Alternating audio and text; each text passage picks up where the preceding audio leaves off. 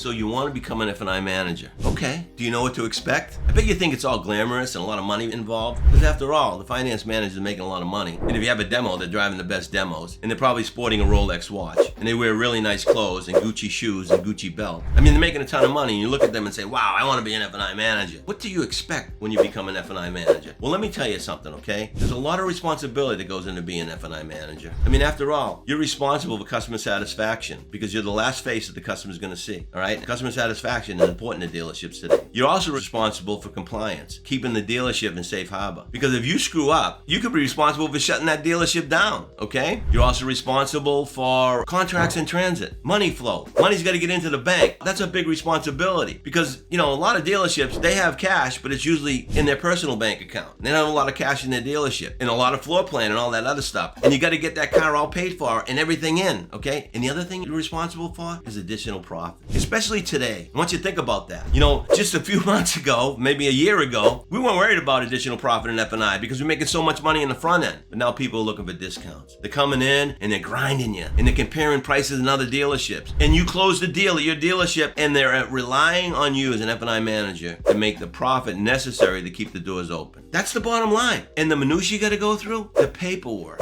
out-of-state titles, title work. There's like signatures, dotting I's, crossing T's, all this stuff. That's what you got to expect. Don't expect it's all glory, like you're on the sales floor and you just sell cars. I know you get a lot of opportunities, more opportunities in F&I, let's face it. If you're in a dealership that sells 100 cars with 2 F&I managers, you got 50 opportunities to make money. If you were a sales consultant, you probably sell 10 to 12 cars. Now you got 50 opportunities to make money. So that's what you look at as an F&I manager. Let's talk about the hours you're going to work, okay? You have to work every friggin' night till the doors close. I mean, you got to leave the lights on for the janitor, okay? You're always closing, man. You're closing on F&I products and you're closing the dealership. And the sales manager walks in at 9:30 at night and says, when you finish up, leave the lights on for the janitor. That's what you're going to hear as an F&I manager. As an F&I manager, the accounting department's going to get really, really mad at you because they see all the money you're making and all the mistakes that you're making. But it's not necessarily all the mistakes you're making. It's the mistakes that the sales managers are making by signing off on deals that aren't complete. And they send them in the F&I office. And then you got to look at these structures, these stupid structures that sales managers make. It's ridiculous sometimes. You got a customer with a 480 FICO score and they put the customer on 180 LTV for 84 months with a 4.9% interest rate. It happens, man, more often than you think. And those are the things you don't see as a sales consultant or someone wanting to get an F&I. But that's what you can expect when you get an F&I. That's the downside, but there's a good side to F&I.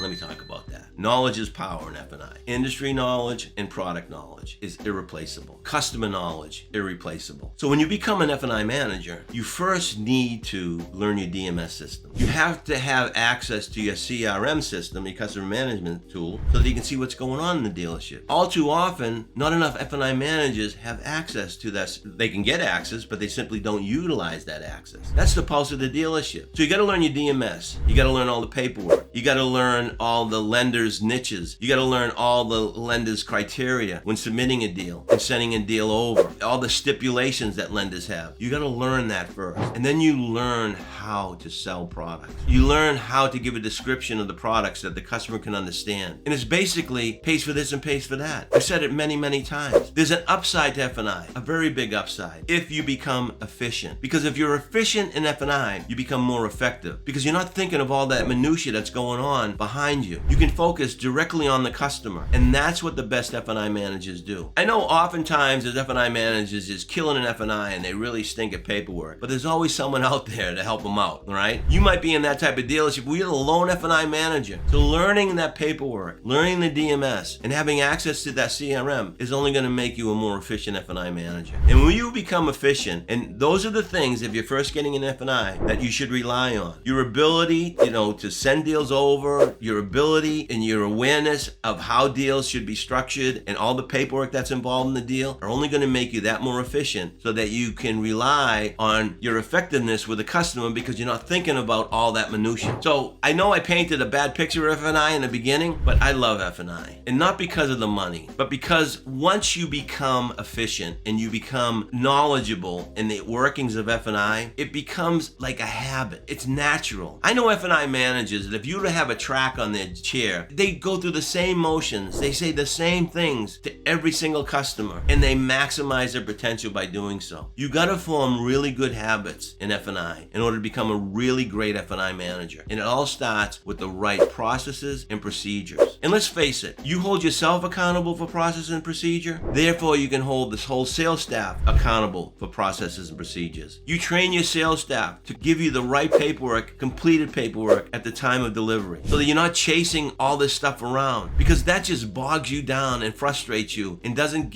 allow you to give the customer the attention that they so deserve. If you become really efficient and you train your sales staff to be efficient, you're not thinking about those things. It's nice when you get a deal, and certainly there's sales consultants in your dealership that do that, and then there's those sales consultants that don't. You got to hound them until they do. You got to get with your dealer principal, general manager, general sales manager. Help me out here, man. You're complaining about how long it takes in F&I. You're sending deals in that aren't complete. You're sending deals in where all the paperwork's just missing. We got to train our sales staff to do the right thing, and that's how you become really efficient and effective in F&I. So although I painted a gloomy picture in the beginning, if you just adhere to process and you formulate the right procedures and you train your sales staff and hold them accountable to follow the right procedures and processes, you're going to kill in F&I. If you want more information, hours and hours of video on this subject, hours and hours of dialogue and transcripts on this subject, just visit prodprep.com. Take a free test drive. Until next time, go get them.